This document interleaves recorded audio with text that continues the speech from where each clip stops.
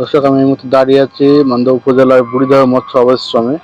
আপনারা দেখতে পাচ্ছেন যে মাছের যে বংশবৃদ্ধির জন্য এই সরকারের যে পদক্ষেপ, সেটিকে আসলে সাধুবাদ জানিয়েছে স্থানীয় সহ মান্দা উপজেলাবাসী। আর একটু দেখাতে চাই যে এখানে যে একটি আত্রাই নদীতে গভীর গর্ত আছে, সেই গর্তকে অনেক ছোট বড় দেশি প্রজাতির মাছ কিন্তু এসে এখানে বসবাস করে। সেখানে এই সমস্যাটা আমরা জানতে পেরেছি যে এখানে যারা অসাধু মাছ শিকারী আছে, তারা কিন্তু দিনের বেলা থেকে শুরু করে এবং রাতের বেলা বিভিন্ন রিং জাল সহ বিভিন্ন মাছ ধরার দিয়ে তারা কিন্তু মাছ শিকার করে নিয়ে যায়। সেক্ষেত্রে মৎস্য অফিস থেকে, উপজেলা মৎস্য অফিস থেকে যে পদক্ষেপটি গ্রহণ করা হয়েছে, এখানে কিন্তু তারা মাছ চুরি বন্ধে কিন্তু এখানে তারা সিসি ক্যামেরা স্থাপন করেছে এবং সৌরচালিত যে লাইটটা আছে সেটা কিন্তু তারা ব্যবস্থা করেছে।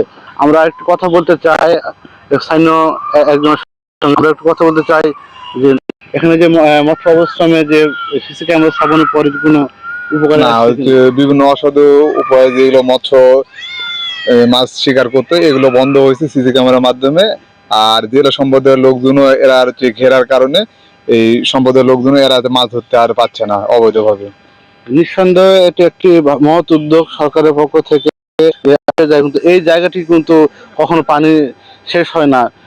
ঠিক সেই সময়ে কিন্তু মাছ, যত মাছ আছে সব কিন্তু এখানেই জমা হয়। আর সেই সুযোগটাই কিন্তু মৎস্য শিকারীরা, অসাধু মৎস্য শিকারী যারা আছে, তারা কিন্তু গ্রহণ করে। ইতিপূর্বে আমরা দেখেছি যে এখানে উপজেলা নির্বাহী কর্মকর্তা কিন্তু বিভিন্ন ভ্রাম্যমাণ হুইল সহ বিভিন্ন মাছ ধরার সরঞ্জাম, রিং জাল জব্দ করেছেন। আরেকটু জানিয়ে রাখি যে এই ধরনের মৎস্য আবাসশ্রম কিন্তু মান্দা উপজেলার কয়েকটি জায়গাতেই উপজেলা মৎস্য অফিস স্থাপন করেছে। আপিল মাহমুদ, বৈশাখী সংবাদ।